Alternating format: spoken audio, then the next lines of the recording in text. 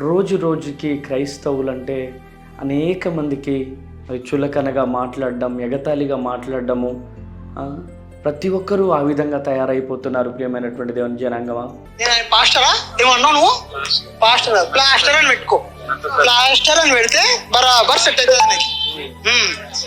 అయితే రీసెంట్ గా ఇప్పుడు ఆయన చనిపోయారు కదా, అయితే కొంతమంది చంపేశారు లేదా యాక్సిడెంట్ అయింది అంటారు, ఏం చెప్తాను? నేను 100% చెప్తున్నా, యాక్సిడెంట్ అయితే కాలేదు, మా హిందువులే ర్యాంప్ అడిచేసారు. ఎందుకని అట్లా చెప్తున్నా? మరి ఎన్నన్నా అట్లా చంపడం తప్పు కదా? తప్పే లేదు బ్రో. నువ్వు ఒకవేళ నువ్వు అన్నా కూడా మా టార్గెట్ లో పడిపోతావు నువ్వు. అట్లా ఉంటది మరి. ఎందుకని అట్లా? ఎంత దారుణాతి మానవత్వం మంట కలిసిపోయిందండి.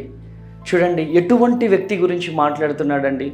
అనేక మంది అనాథ పిల్లలను పోషించినటువంటి గొప్ప వ్యక్తి ఆయన. ప్రవీణ్ పగడాల గారు అనేక మంది అనాథ పిల్లలను పోషించిన వ్యక్తి.